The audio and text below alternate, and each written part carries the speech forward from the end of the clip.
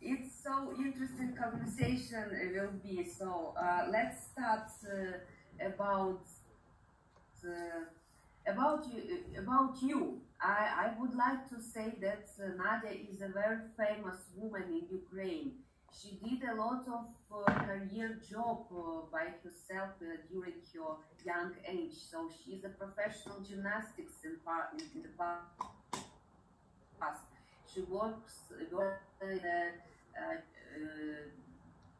soccer soccer du Soleil, yes, and now she is continue helping Ukraine like a military volunteer.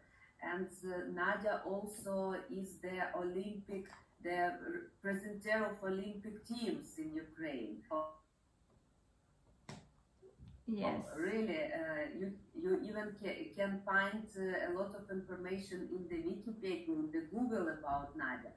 But the most important thing that I want to tell that is Nadia continue doing a huge job connect with the Ukrainian army since 2014.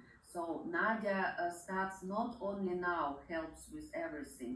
She started do it from 2014 when we had the first episode. Our war started in Donbass, and she did a lot of job like a volunteer, and she visited a lot of places in Donetsk, in Donbass. Honestly, so Nadia, the first question is: you can tell us deep information about what is the military volunteer doing. As I understand, you are in the front desk in the army. You can connect with the military, with the soldiers, with the old information. Well, yes, thanks for having me in your show. And yes, as you did tell before, I did start my job as a volunteer. I can say a job because I really spent a lot of time and energy on helping soldiers, our troops, Ukrainian heroes.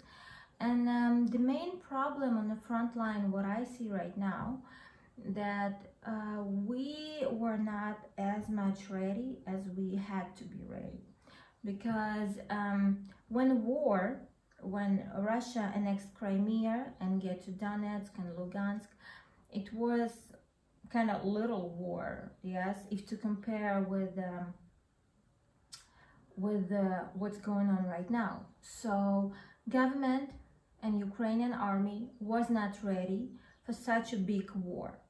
It's another question why we were not ready, but we were not ready. I do understand, I do absolutely understand that nobody in the world cannot be ready for such a horrible thing.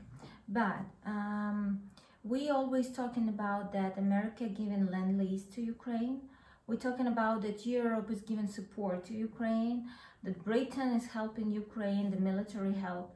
But let's take a look, for example, on the front line. When during the war, there is a lot of things which soldiers always need. For example, there is a fight, some rocket crashed close to our boys.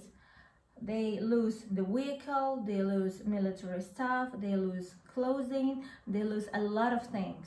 Okay, who gonna cover all these things? Government. But government doesn't have enough possibilities. Lend-lease doesn't cover this. European support, no. So, and country was not ready for, as I did tell already, for such a big war. It was not ready for in such a big way, So honestly, the Ukraine is some preparing from the 2014, but nobody can imagine that it can be so big fight. Exactly, yes. And a lot of people in this. Yeah, so that's why there are such volunteers like myself For example, when guys need a new vehicle, yes, in a fight they lose a vehicle, or they lose some, I don't know, night vision equipment, I don't know, wherever. They know that they can ask government, but government does all that too long, too long. It takes a lot of time to bring necessary things to the soldiers. And sometimes government doesn't have anything that what Ukrainian army needs. What people need to do it. Yeah, so they take in a phone and call, Nadia, come on, help us. We need this and this and that. And I'm just going in a process. I'm buying stuff in Great Britain. I'm ordering something in America or wherever. So that's why it's all about connect friends and people that know you. Yes, and it's all help what I do. I do it because I have friends, I have people who knows me as an athlete, who knows me as a journalist. For example, Americans or Britons, they really try to help me, and financially and technically and in a lot of ways. So war is very, very big. War is very, very expensive, very expensive. So not Lend-Lease, not any other help from the world, it's not enough. It's really not enough. Because for example, if we will take a look, when America gives some weapon, hard weapon to Ukrainian soldiers, every shot, boom, costs a lot of money. Just one shot can cost like thousands of dollars, one shot. And can you imagine how many times they shoot like in one fight? Yes, yes. So that's my job. I try to cover all things which are important to the soldiers in a very short way.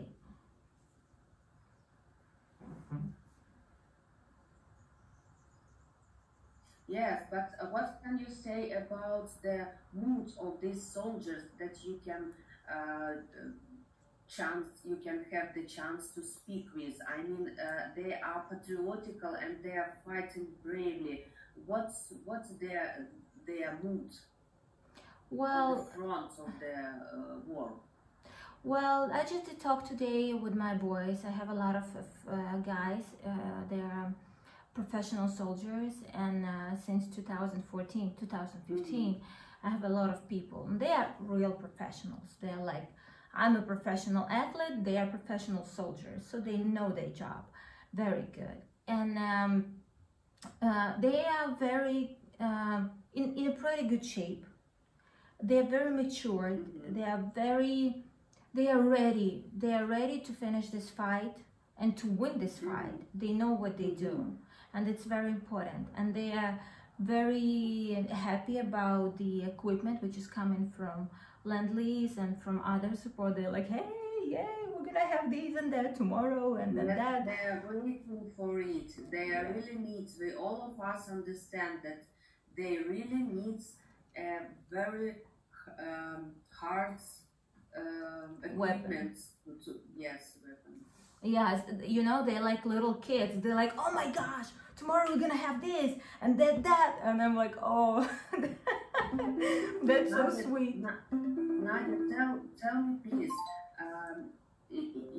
usually I'm thinking about what the soldiers can eat normally during the day. If there are some place for cooking or some people who can cook for the soldiers, who bring this food, or this is only some snakes, what can you say?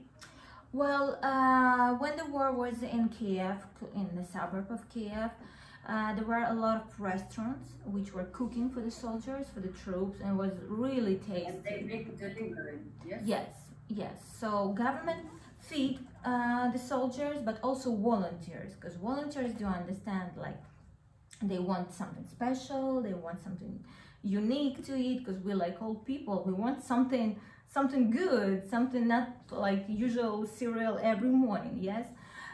So it was fantastic food. Oh my gosh, I did try that. It's a restaurant, you know, like very, very good restaurants in Kiev. They were cooking to the soldiers. oh my gosh, it's like a barbecue and then some vegetables, very tasty, or some Chinese soup. Oh my gosh. Wow. Yeah, it was like, I don't know. I didn't make pictures and I posted in social media, like, take a look at this. Right now, if we take a look at the soldiers who are on the front line, of course they cook by themselves. When in this war, in a big war, of course sometimes it's very difficult to eat normally, because we understand they always in a fight. They sit in a ground on the ground.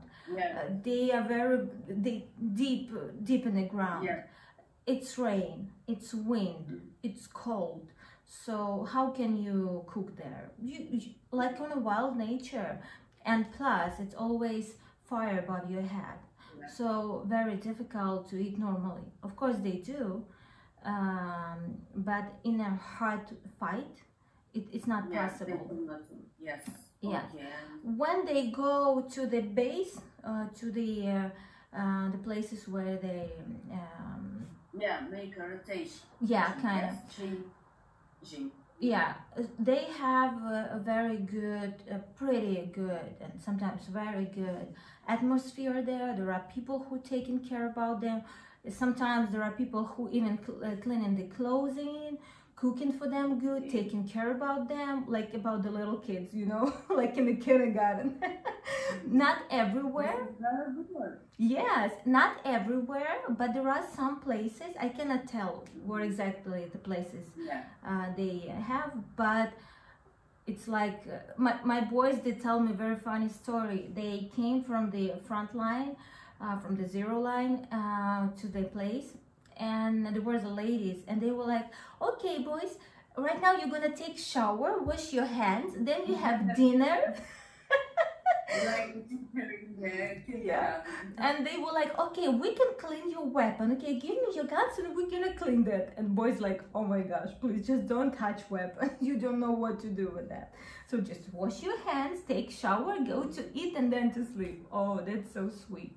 Of course, it's not every time like that, but basically people do understand that Ukrainian soldiers are those who give lives to Ukraine, to Ukrainian people. So everybody just like running around them like, oh, boys, what you need more, like they want. And plus you know, you saw our soldiers, they are very brave, they are very smart, they are gentlemen, they are good looking people, they are very brave, and I'm looking at them and I'm like, oh my gosh, I'm so proud to be a volunteer. Me too, absolutely. And also they're young. You know, in so young age, they are decided to go and fight for our lands, for Ukraine.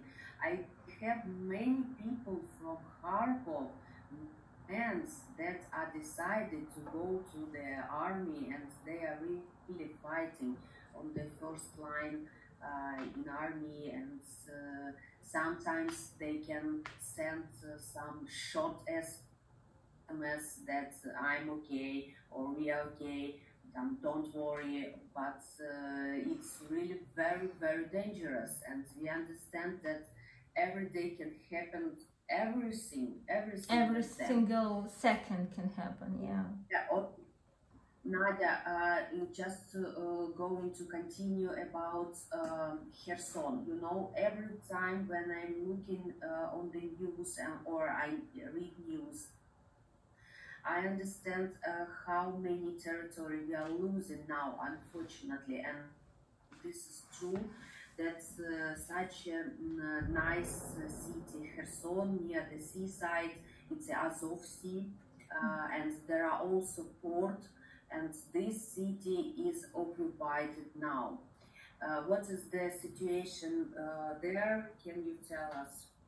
Well, Maybe you have some friend or also some information from the soldiers from the Kherson. well, it's my personal opinion. I'm not a professional soldier, but what I do understand, what I see about Kherson, for example, that I have some of my friends. They are fighting for Kherson. What they do, as I understand, sometimes you have let the Russian terrorists get into the city, get into the little town or into the village. So Ukrainian army given possibility to Russian army to get inside the city, for example.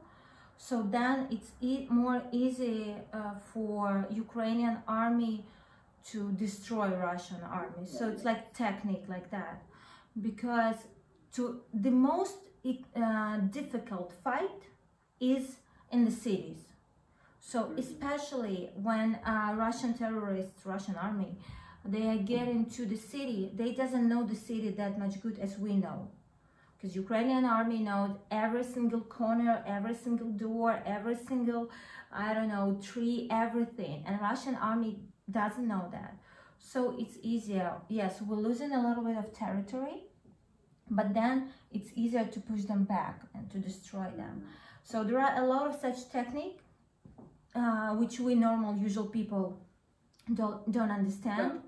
Yes, but they using it. So yes, sometimes we're losing territories, but okay, we're losing it right now, but then we're gonna push it back, push the Russian army back. It's like, it sounds horrible, but war, it's a game. Yes. This winning, that winning, this, that, and it's like that all the time. But in the end, what is the most good, that Ukraine gonna win this fight and destroy Russian army, and we will be free, and you will return back to Kharkiv. Yeah, I hope so. I'm waiting every day, you know, because all my relatives, all my family is there in Kharkov. But what we can tell, that the situation become more and more difficult day after day, you know. It's difficult situation with the food, with the money, because many people are lost their jobs, and they cannot find any work now, but they have some money saving. They can live some months, but the saving is finishing already. So what can be the solution? Nobody knows.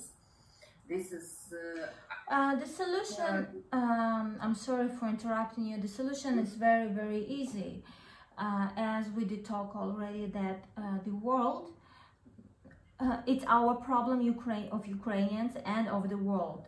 The world did not protect the freedom of normal people, and we're talking not about just Ukrainians, we're talking basically about the world. So if NATO, if European Union is agreed with all this tragedy which is going on in Ukraine right now, it's a bad sign. It's a very bad sign, because if the whole world is agreed with that, so the future of the whole world, of the Europe, of America, Canada, Great Britain, is like of Ukraine right now. So to solve this problem, very easy, to give hard weapon to Ukrainian army, to stop to buying gas from Russia, to put big sanctions on Russia, to destroy economy, fully destroy it. And this is it. This is it.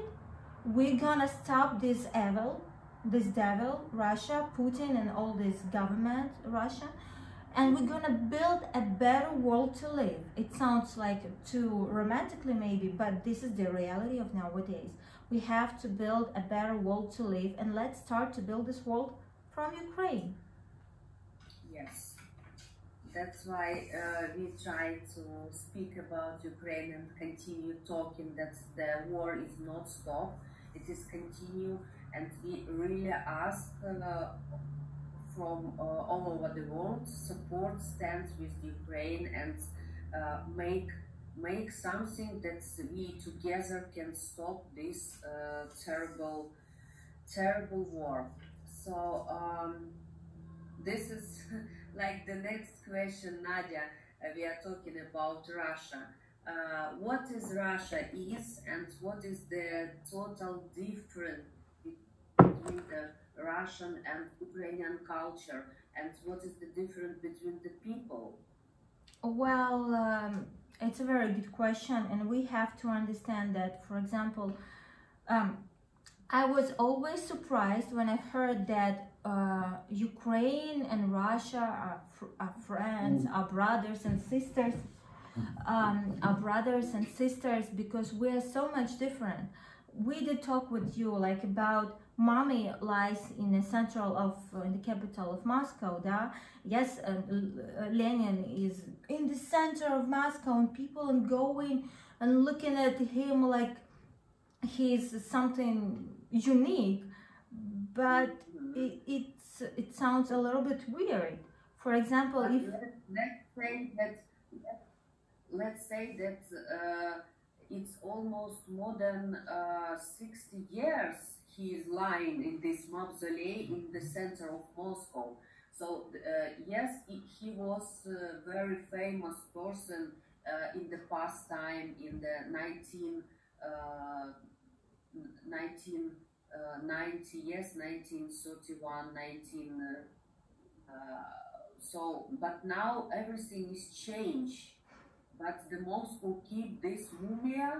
I called it like mumia. yeah, absolutely, it's a mommy, like 100%, and it's horrible. Like, if okay, again, to compare with the holy relics in Yes. Kiev, yes, which is in Lavra, in Kiev, it's absolutely different. It's like it's unique thing. Ukrainian Lavra, yes, in downtown of Kiev. Yes. It's absolutely different with what they have in Moscow. So this is the answer. We are the same or we are different? We are absolutely different. And I want to tell the world, like, you cannot compare Ukrainians, free people, honest people, kind people, with Russians who are like slaves. Russians are like slaves because they always like this. There is some king or who is here like Putin and government and all people like this. Oh, okay, are we allowed to sing this? Are we allowed to talk about this? Are we allowed to do something? Oh my gosh, it's 2022. It's absolutely right that all the Ukrainians can feel independent inside our country. We can talk honestly, we can talk open about everything on the live stream. And also I was worked on the local TV channel in Kharkov, and we are talking, nobody can push us. You cannot talk about this, you just talk about that. So this is really like a democracy system, you know, and we are used to be like this in Ukraine. Well, and this is the normal life. If we want to build a normal life to live where people are free, I'm not telling about that people are allowed to do everything what they want to do, but they allowed to do everything what they want to do if it doesn't destroy or do bad things to others. Okay, so until I do something, until I'm not doing something bad to other people, okay, I can do wherever I want to.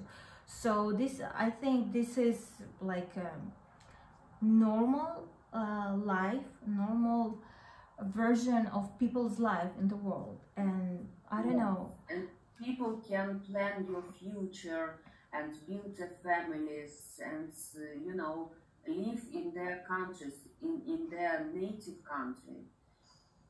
So unfortunately, Nadia, our time is over because we had some problems with the connection at the beginning, and the time is over now. But it's really very interesting. Maybe I will talk with Lucas. Maybe it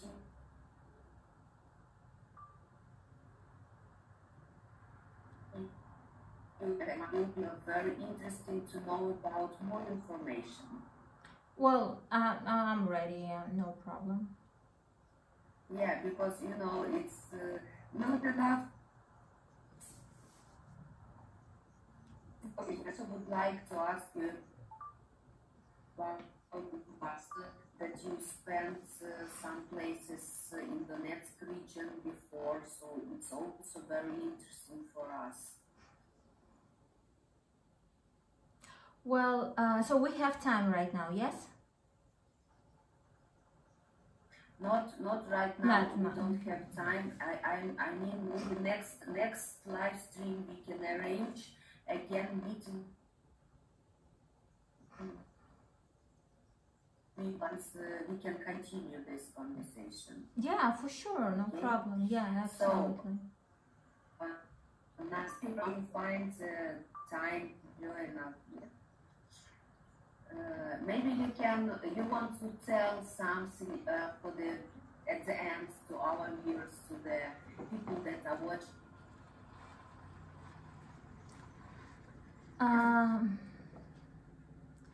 Yes, what I wanted to tell is that the world, I appreciate the support of the world, but I really asking and even begging people to support Ukraine more, because at this moment we're talking not just about Ukraine, we're talking about the whole world. And as I detailed before, let's build a better world to live, and let's start to build it from Ukraine. And you can visit my page, Nadia Vasina Show, Nadia Vasina, in Google, wherever you can find me. And I do buy a lot of equipment for our soldiers, for our troops who are on the front line. I do it for 8 years.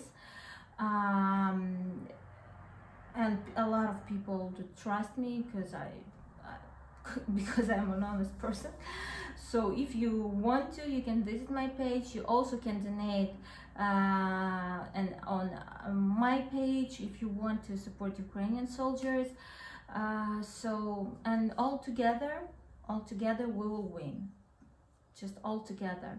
Yes. And the whole world has to unite right now. This is the time when we have to unite, and everything will be good. We will live in a better world. Like I truly believe in that.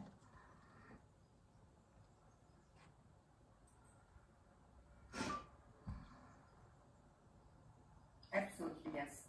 Okay, Nadia, thank you very much. More Bronson, thank you for your donuts. We can see, thank you very much that you support us. It's very big help for us. Nadinka, at the end, don't forget push the button end. Okay. You can finish our live stream, okay? So, bye-bye. I wish you a good day. Be safe, Nadia, and I hope see you maybe next live stream. Yeah, and glory to Ukraine. Yeah. See you later. Bye. My friends, so honestly, I plan to talk with Nadia a little bit more, but some problems at the beginning of our show, but maybe this is a really good idea. Lucas, what do you think? Maybe it's a really good idea to invite Nadia again next show and continue, because we have some more questions that we didn't discuss now. So if you have any question, you can write down here, and the next show we will discuss.